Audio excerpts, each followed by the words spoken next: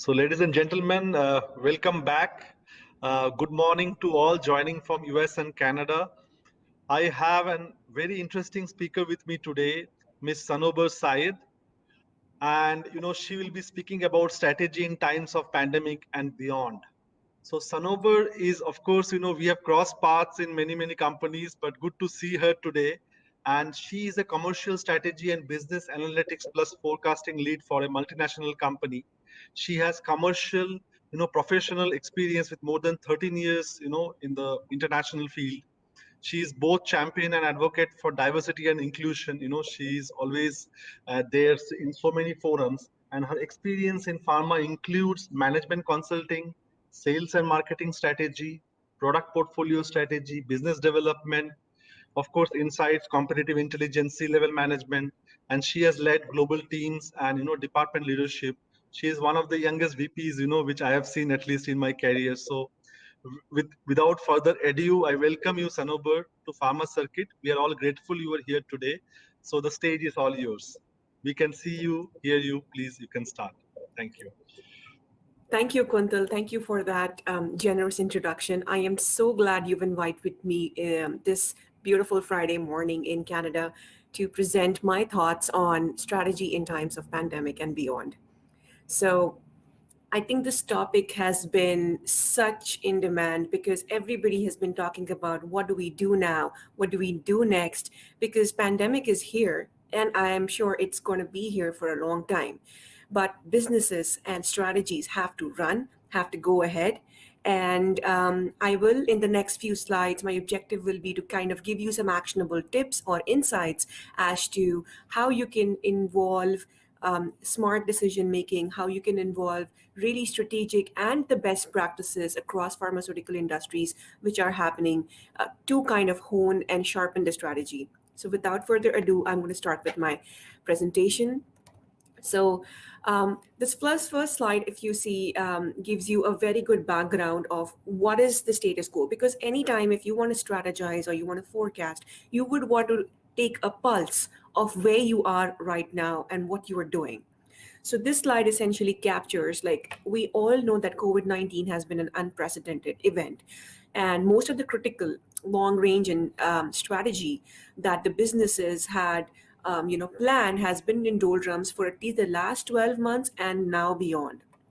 In the past, typically pharmaceutical companies used a mix of bottoms up and tops down processes to budget, to strategize the next fiscal year, and then made quarterly revisions. These quarterly revisions must be with different names in different companies, but the essence remains the same, to see how we've done, benchmark it with the budget, and then kind of tighten up your sales, and your strategies to go ahead. But nowadays, I think volatility is more than of a rule than exception, because it's not affected only one brand, but I think across disease areas, no matter which business therapeutic area you are in, there is a impact which is felt across the organizations and across the sector. One really critical point may be that the impact of COVID can vary by country. And it is very hard to predict how each country, COVID will impact. And if you are somebody who's doing a global strategy or doing a strategy or a forecasting exercise for global, and then which rolls down to an affiliate level, I think this point is very important to understand to how do you take the COVID impact in each country and then roll it up into your overall global strategy. A very important thing when you are strategizing is also to understand the supply chain and operations. Right now, as you see, the most recent, I think, the Texas, natural disaster, and there are so many other natural calamities which are happening right now, in coupled with COVID, is really creating a havoc on supply chain and operations all over the place. And needless to say, that the budget right now, all the pharma companies or the healthcare systems, they run by a budget, and they run wherein they align themselves looking at historicals and then going ahead. But it's all in doldrum and it's in fly.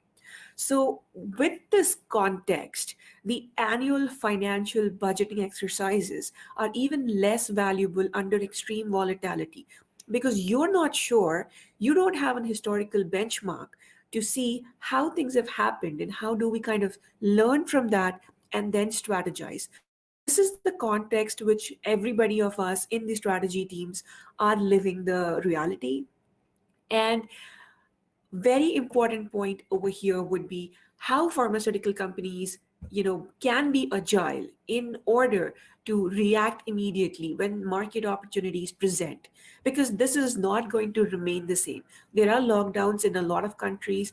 There are lockdowns which are happening, are being lifted. So there are so many other movements in the world right now. So there would be an opportunity being presented, and how do you go about it? And how do you make your business sensitive to the market and customer centric rather than being focused on preset KPIs, which we did in the pre-COVID era? That needs to be understood. That needs to be taken into account, and a collective commitment to address the customer pain points and resource fluidity while maintaining that patient impact is very, very critical today. With Thank you, Sanobar. I just wanted to interrupt a bit. Your slides are not moving. Oh, I You haven't moved it yet. no. Okay, fine, fine. No issues. Very good. Go ahead. So I hope you can see now. Yes, we can see now. Very good. Thank you. Excellent. So with that context, with that prelude, I really wanted to kind of set a benchmark or a base, because it's important to understand where you are today.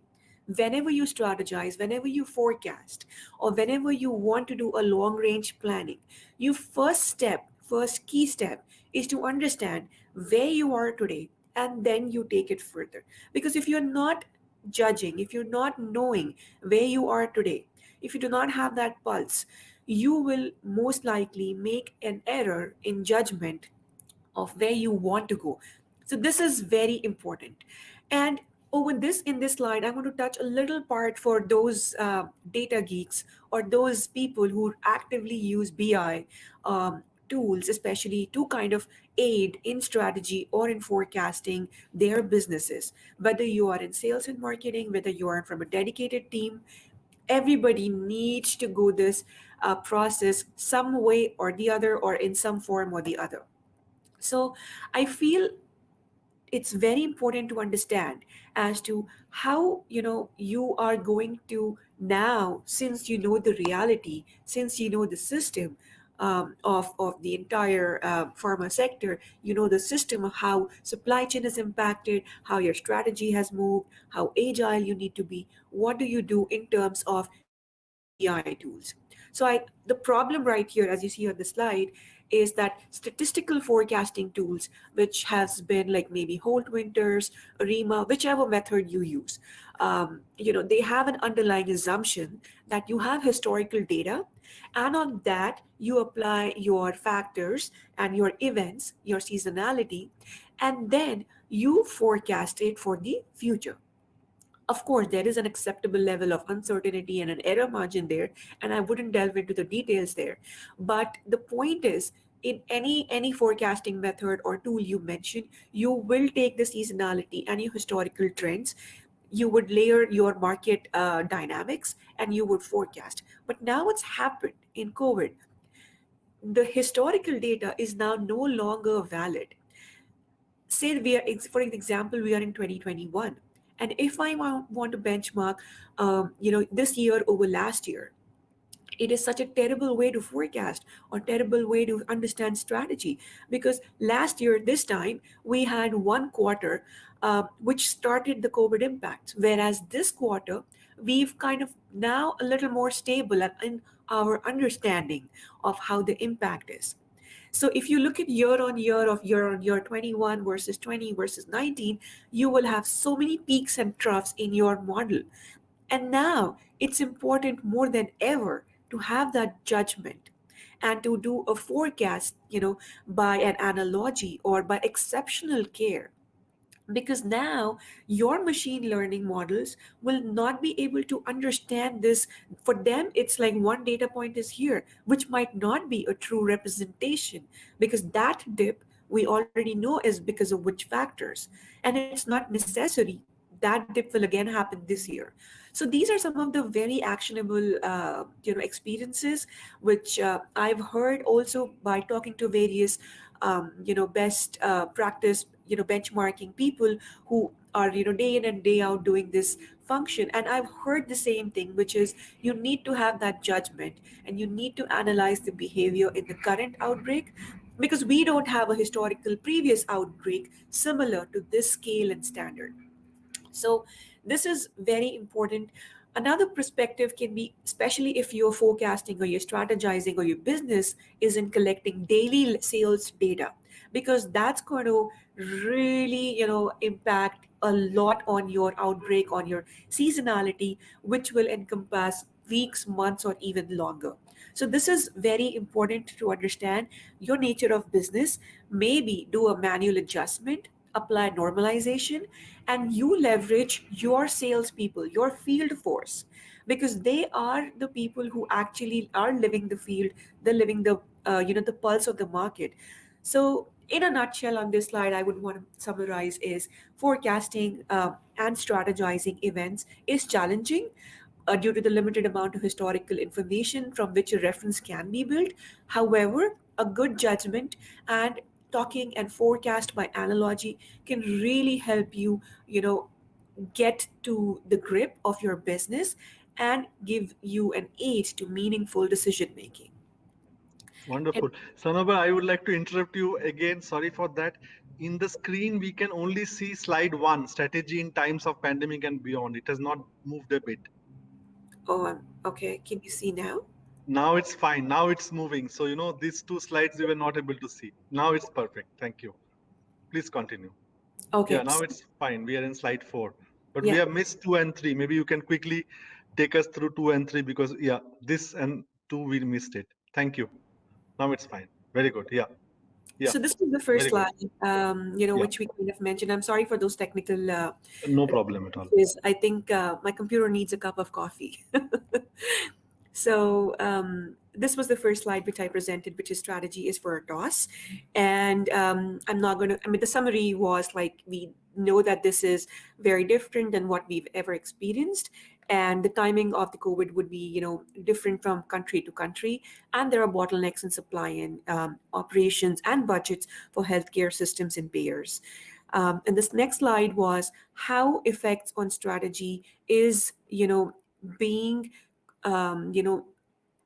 manipulated or being not very good represented by the BI tools. So it's important for you to understand by your judgment, by your forecasting, by analogy, by looking at what is your business, is there a seasonality of weeks, months, or even longer? And depending on the scenario, how do you shorter train your data and your information to normalize these anomalies? And with this, I would like to move on to my next slide, which is what is the best foot forward in this scenario? Like we know what has happened, so we now know a benchmark, and now we also know that the BI tools, which we've been traditionally using for forecasting or strategy, is not, you need to have that judgment. So how do you get that judgment, or what are the tips, or what are the action points which you will be taking that judgment and you will be curating that judgment, if I would say so. With this, Kuntal, I hope you can see the slides. Now it's absolutely perfect. Awesome. So now if No you problem. see, this slide will help you understand how do you examine the strategy and see what change. So as I mentioned, that you need to understand and apply a judgment. So what is that judgment mean? Like what is that meaning of that word judgment? So on the slide, you can see these really actionable judgment criterias, which you can understand and reevaluate your strategy to see what has changed. The number one would be reaffirm factors such as timing and volume and variations that you cannot control. A lot of times, we say that COVID has impacted business. But when we say impacted, it might have impacted positively also in some cases, not only like supply chain, or maybe look at industries which are doing the sanitizers or the mask or the gloves. Look at their demand. It's kind of gone exponentially. Now imagine if they were strategizing their business, say in 19, do you think they would have expected that spike? I'm sure you would agree, no. So similarly, the timing and the volume is something which you cannot control, and you need to reaffirm those factors.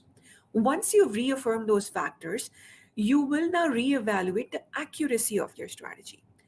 Great, every company builds their plan. So you built a plan last year, and you now got some more knowledge as compared to your 19 base, because now you have a full year of 2020 with you. Now you want to reevaluate the accuracy of your strategy. Very important. And the next step is, if you're especially in a pharma or a branded business, you would want to understand how your HCP, your healthcare practitioner interactions have changed. Because now you have to understand, earlier you were going and meeting in person, you were having those congresses, conferences, etc. But now it's a total digital world. Now pharma companies are being so agile, and they're moving to a digital, or now everywhere you will be hearing multi-channel digital marketing or management. This is the buzzword, I would say. So this is truly the buzzword, in because now you need to evaluate your interactions via a non face-to-face interaction, and you need to get that pulse, because that's important to keep your business fueled. And it's your interaction and your decision and your outcomes with the HCP ties up all in your pharma strategy. So it's important to reevaluate that. The next point would be, how do you plan for uncertainty? This is a very good question, and more often than not, I'm asked this when we are trying to do, like, say, right now we are in 21, and I am, doing 22, 23 onwards, or maybe the next 3 years or next 5 years planning. What do you foresee as an uncertainty now, given that we do have some learning in 2020?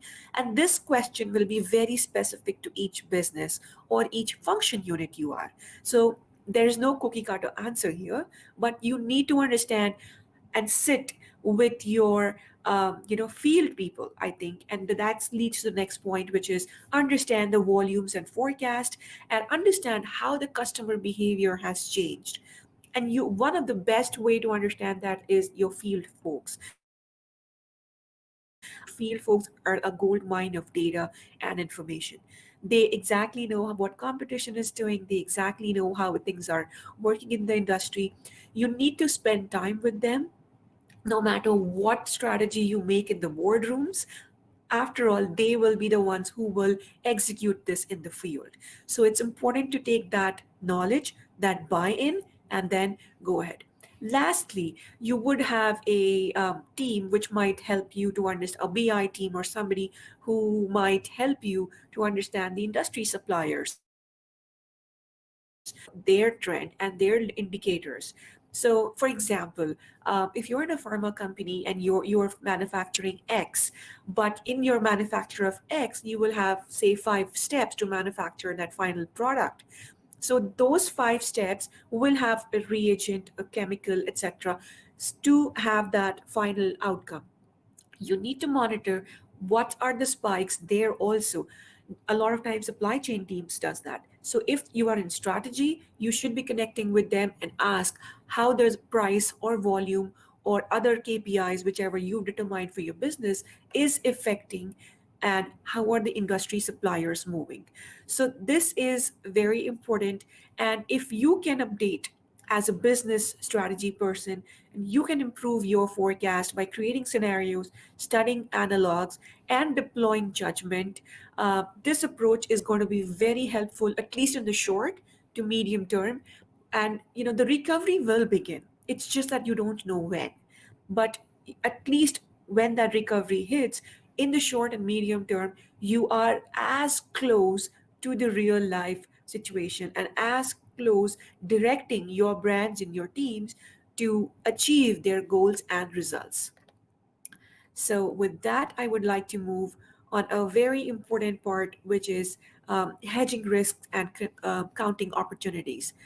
So while we were discussing that on your level, what you will do is you will look at those 5 points, which I just mentioned on this last slide, and you will see what's changed. Once you've got those answers, these are the three tips which are the best practices which you should, sit with your team. And one is set up a team in war room and begin to brainstorm. So create a small and agile team to do the work and interface with key internal audience. Each business will have a key internal audience, whether it's senior management, supply, finance, etc. Make a small agile team and apply your Pareto principle that the 20% of the forecast which you do in a short term or a medium term should be for the 80% of the value which comes to the business, because such a brainstorming session cannot be applied on 200 products if your company has. So you need to see the high value products, and you don't need to kind of make this very agile there. The second thing would be to develop short term scenarios and fix medium term scenarios. So as I said in the previous slides, the companies will need to shift from complex modeling to simple and more transparent strategizing. Simple math and human judgment are the order of the day. And the next would be, how do you recalibrate for the new world? So companies have begun to understand and look forward, but it's important as a strategy team how you make that fundamental and to your any strategy you're going ahead. And as I said, if this is the new normal, let's strategize. So when you recalibrate for the new world, I think it's very important for us to build and uncover many opportunities to improve the approach and the lessons which we learned. So this is not the first time your strategy or your forecast have been well off the mark. So fixing strategic forecast completely appended by COVID-19 is quite urgent, but it is doable with the strategies I just outlined before in the slides. And these are some of my key takeaways. When you are doing all of this, I think the three main skills which will really, really impact your success would be agility, retrospective, and planning. If you have these three pieces, you can for sure, be ahead of the game. By agility, you will know and you will better capture the quickly nature of the real world socioeconomic dimension. By being retrospective, you know now the historical data is affected, so you will see how you can use that better for strategizing and planning. So where relevant teams come together and then you perform that guideline and you minimize the impact of these unique events which will be susceptible to future strategy. If you can do these things, in my experience, this has been very valuable. And we've seen companies and I've seen colleagues in various organizations really ace up the strategy and the forecasting game. And with that, I would like to thank you to being very patient with the technical glitches also and hearing me. And I'm open for Kuntal. The stage is Yeah. yours. Yeah, thank you. I think it's a apt presentation for for these challenging times, and I think in this field for last 20 years, I have seen that you are actually handling one of the most complex things in the pharma world. Forecasting is, of course, is the most complex things ever possible because you have to, as you said rightly, there are so many things which you have to put in place. I have only one question for you. Initially when we started with the pandemic, then there was a lot of stocking, like people were stocking in their shelves, so a lot of drugs were pulled in, and we saw that suddenly, last year in from March to April, everybody, it was like they were selling, go, it's like a stock market, so all people were piling up in their shelves. Now, 1 year down the line, do you see that there is a consolidation effect? Because there was a lot of stockpiling, as I have seen happening in the industry. So being in the field, don't share any confidential data with us, but just in your head, general knowledge for the audience, what has been the trend in last, let's say, 1 year, and how do you see, because the market has also grown, it has expanded in some way. So that's the short question to you. That's a good question. In fact, I feel this question could be, this is a separate topic somebody could present on, Kuntal, and that's I can imagine coming this from you. So I think the very essence, and I'm going to be very brief, being mindful of the time. Stock markets has not only affected pharma sector stocks, but I think across. And what happened last year was a panic. A lot of people were like in that panic, were buying or selling because they didn't know how the market is going to react. They just had a recall of say 2000, when you had that Y2K boom, and after that there was a crash. There were so many other incidences which happened. No, no, I was not asking about stock market. Maybe I am misunderstood. I was just asking about the supply chain scenario. When you do Okay, forecasting, okay, I'm sorry. you have Yes, seen supply that. chain. Yeah, Yes, you're right. Supply chain is totally, and I think more, even more than strategy, I would hats off to my supply chain colleagues because correct. they are in true pressure, because there's a pressure. A lot of raw materials comes from the Correct. from China, from India. There has been a lot of pressure there. There has been a lot of pressure on the supply chain systems for sure, and the prices, as you rightly said, is escalating. But I feel there is going to be like that panic and that pressure will normalize as it Okay. happens. Market does understand that never you will see a market always in peaks. You will Correct. have troughs coming in. It's the question when it comes in. So Correct. it will, and now we've like completed an anniversary of this pandemic, and Hmm. now I feel whatever had to happen, whatever spikes were there, but the trend, whatever you're following, will continue at least for the, because the market is still in the wait and watch Correct. from the supply side. So it will continue for the next 6 months. We are listening for recovery in the say fall or the winter seasons of this year, but again, it's 6 to 7 months away. So we don't know how it's going to work there. Wonderful. No, thank you for this insights. I think that's the reason, I think all the members present today, all our guests who are there listening to us, I think they must be, thrilled to hear you. I think, as you said, we had some technical glitches, this happens everywhere, no worries. So we would be happy to invite you again in another conference because I think your topics are quite relevant and it will still be relevant, after 6 months, after 1 year.